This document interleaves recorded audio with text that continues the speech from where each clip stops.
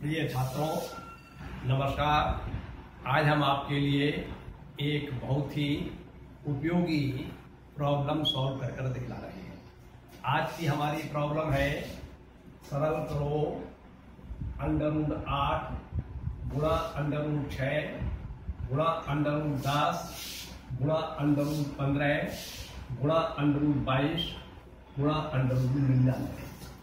आपको 1, 2, 3, 4, 5, 6 राशियां दी गई हैं और इन सब राशियों की परस्पर गुणा है। आपको इन सब का हल करने के बाद मान कितना आएगा यही ज्ञान है। तो इस प्रश्न को हल करने के लिए जो दो नियम कहिए या सूत्र कहिए वे ये लिखे हुए हैं। एक तो बात यह है कि यदि अंडर रूट के अंदर कोई 2 संख्याएं या 3 संख्याएं या 4 संख्याएं परस्पर गुणा में हैं तो हम ऐसा कर सकते हैं कि उन सब संख्याओं पर अलग अलग अंडर रूट का निशान लगाएं। जैसे मान लीजिए आपका लिखा हुआ है √a गुणा √b, तो इसके स्थान पर लिख सकते हैं हम √a गुणा √b। मान लीजिए आपका लिखा हुआ है √a गुणा √b गुणा √c गुणा √d, तो इसके स्थान पर लिख सकते हैं हम √a गुणा √b गुणा √c गुणा √d। एक बात तो ये आपको मालूम होना चाहिए। दूसरी बात ये मालूम होना चाहिए यदि दो राशियां एक सी हैं और दोनों राशियों पर वर्गमूल का निशान लगा हुआ है, अंडर रूट का निशान लगा हुआ है और उनकी परस्पर गुणा है। इस प्रकार से लिखा है, मान लीजिए √p गुणा √p, तो इसका मान जो है वो p के बराबर होगा। अगर √3 गुणा √3 लिखा हुआ है तो इसका मान 3 के बराबर होगा। √17 गुणा √17 लिखा हुआ है तब इसका मान 17 के बराबर होगा। √23 गुणा √23 लिखा हुआ है तो इसका मान 23 के बराबर होगा। ये बातें आपको जितनी अधिक स्पष्ट होंगी उतनी ही आप सुगमता से और सही तरीके से प्रॉब्लम को सॉल्व कर सकते हैं। तो ये दो नियम बताए मैंने आपके लिए, ये आपकी समझ में आ गए। अब मैं प्रश्न को हल कर रहा हूं। इस प्रश्न को हल करने में इन्हीं दो नियमों का उपयोग हुआ। क्लियर?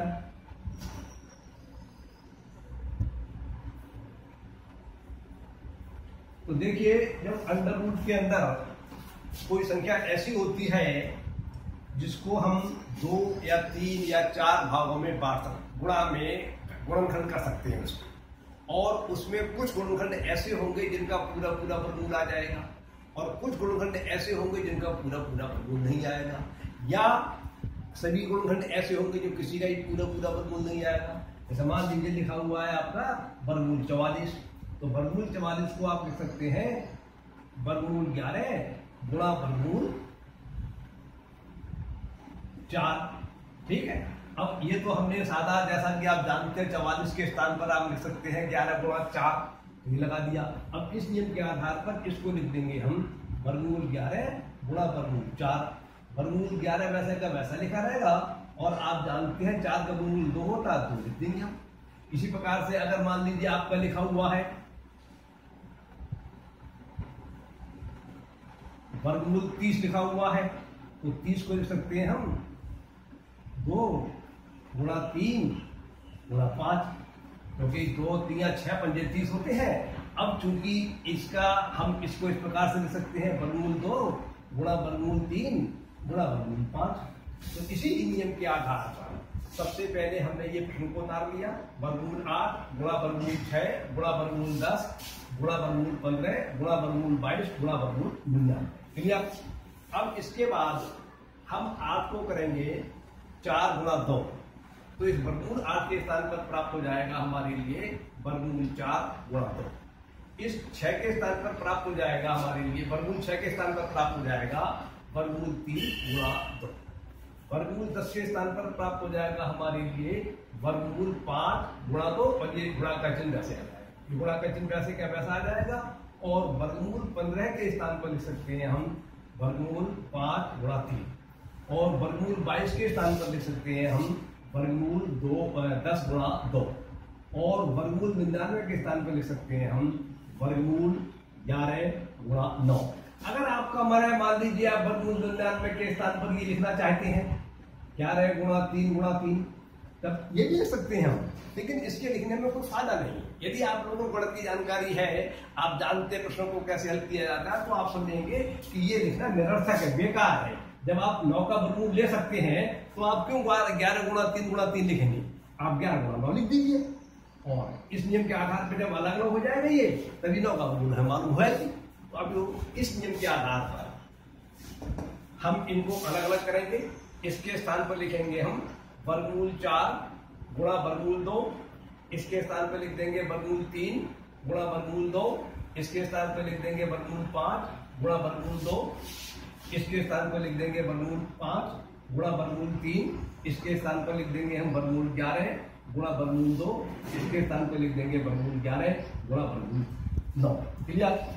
अब देखिए, जैसा कि आप जानते हैं 4 का वर्गमूल 2 होता है, तो वर्गमूल 4 के स्थान पर 2 लिख देंगे, और वर्गमूल 2 आपके ये लिखे हुए हैं और एक वर्गमूल 2 ये लिखे हुए हैं।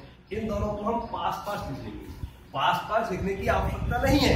यदि आपको जानकारी पूरी तौर पर किस प्रकार से प्रश्न को हल किया जाएगा इसकी है, और अगर जानकारी नहीं है ठीक से हल करने की, तब आप अपने पास पास लिख लीजिए। अगर आप इसका मौखिक हिसाब लगा सकते हैं, मौखिक लगा दीजिए, लेकिन शुरू में सीखने के लिए मौखिक से काम नहीं चलेगा। पूरी लाइनें लिखना चाहिए, पूरी सब बातें लिखना चाहिए, जिससे स्पष्ट हो जाए। तो वर्गमूल 2 और गुणा वर्गमूल 2 ये लिख दिए हमने, और वर्गमूल 3 ये वाले और वर्गमूल 3 ये वाले, इन दोनों राशियां जो एक सी हैं इन्हें हमने पास पास लिख दिया। फिर वर्गमूल 5 ये वाले और वर्गमूल 5 ये वाले, ये दोनों राशियां गुणा हमने यहाँ पर लिख दी, वर्गमूल 5 गुणा वर्गमूल 5। फिर देखिए आपको वर्गमूल 2 ये प्राप्त होता है यहाँ पर, और वर्गमूल 2 यहाँ पर प्राप्त होता है। तो आपने फिर इसके स्थान पर वर्गमूल 2 गुणा वर्गमूल 2 लिख दिया, और वर्गमूल 11 ये आपका और वर्गमूल 11 ये आपका, इन्हें आप पास पास लिख दीजिए, वर्गमूल 11 गुणा वर्गमूल 11। और वर्गमूल 9 का मान अर्थात 9 का वर्गमूल 3 होता है, तो इस वर्गमूल 9 के स्थान पर हम लिखेंगे 3। क्लियर? हम क्या करेंगे, देखिए 2 तो वैसा का वैसा लिखा रहेगा, और इस वर्गमूल 2 और वर्गमूल की गुणा करेंगे, 2 की गुणा करेंगे तो इस नियम के हिसाब से 2 आ जाएगी, क्योंकि आपको बताया था हमने वर्गमूल p गुणा वर्गमूल p का मान p होता है। तो इसी प्रकार से वर्गमूल 2 गुणा वर्गमूल 2 का मान 2 हो जाएगा, वर्गमूल 3 गुणा वर्गमूल 3 का मान 3 हो जाएगा, वर्गमूल 5 गुणा वर्गमूल 5 का मान 5 हो जाएगा, और वर्गमूल 2 गुणा वर्गमूल 2 का मान 2 हो जाएगा, वर्गमूल 11 गुणा वर्गमूल 11 का मान 11 हो जाएगा, और 3 गुणा में वैसे के वैसे। तो आपको सकता है पूरा 2 गुणा 2 गुणा 3 गुणा 5 गुणा 2 गुणा 11 गुणा 3। अब आपके लिए ये सादा प्रश्न हो गया, ये सब संख्याओं की आप गुणा कर लीजिए, बस प्रश्न हल हो गया। तो देखिए 2 दूनी 4 3 12 पंजे 60, तो यहाँ तक की गुणा हो गई, ठीक, और 2 3 6 और 11 66 की गुणा हो गई। अब इन 66 की और 60 की गुणा कर लीजिए, 0 ये आ जाएगा, 6 6 36 की 4 से लेकर 3, 6 6 36 की 39, तो आपका गुणनफल प्राप्त हुआ 3960। ये आवश्यक नहीं है गुणा जिस प्रकार से मैंने करी आप उसी प्रकार से करें, जिस प्रकार से आपको सुगम पड़ता है, जिस प्रकार से आपको सरल पड़ता है उस प्रकार से करें। एक बात। दूसरी बात, अगर आप ये लाइन छोड़ना चाहें तो छोड़ सकते हैं, मौखिक लिख लीजिए, इन्हें पास पास लिखने की जरूरत नहीं है। वैसे हिसाब लगा लीजिए, इसका 2 आ जाएगा, इसका 3 आ जाएगा, लेकिन उसमें गलती होने की संभावना है, खास तौर से उन छात्रों के लिए जो पहली बार इस प्रकार के प्रश्न को कर रहे हैं। तो स्पष्ट करने के लिए आप एक लाइन लिखें और समझने का प्रयास करें। इस प्रकार के प्रश्न बहुत ही प्रतियोगी परीक्षाओं में आते हैं। यदा कदा आप इनका अभ्यास कीजिए। आज की बात पूरी होती है। नमस्कार।